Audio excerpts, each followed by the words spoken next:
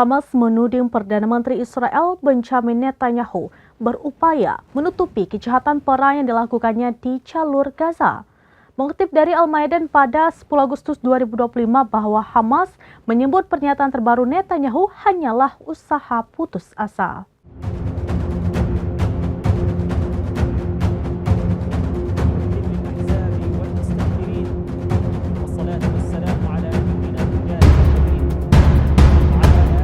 Untuk membebaskan Israel dari tuduhan genosida, kelaparan, dan pembatasan media yang telah menewaskan lebih dari 18.000 anak.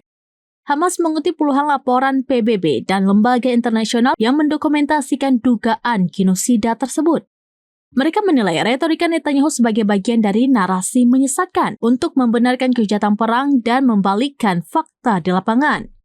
Kelompok itu juga menyebut klaim Netanyahu tidak berniat menduduki Gaza hanyalah penipuan. Hamas menilai Israel tetap memiliki rencana pemindahan paksa, serta penghancuran infrastruktur penting dan pemasangan otoritas boneka di wilayah tersebut.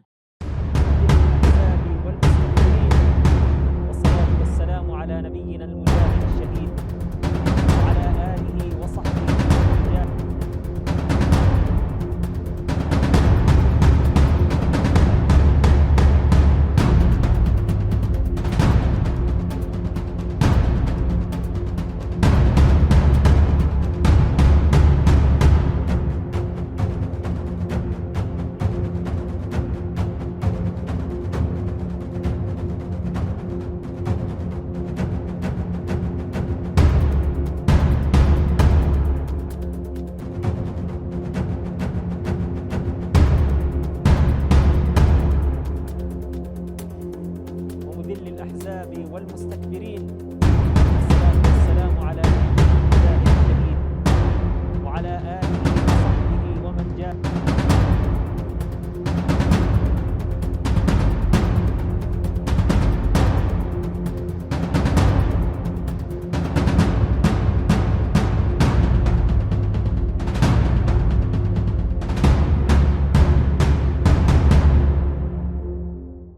Demikian informasi terkini Syedaralun, saksikan terus beragam informasi lainnya. Jawab, like, dan share seluruh akun serambinews.com.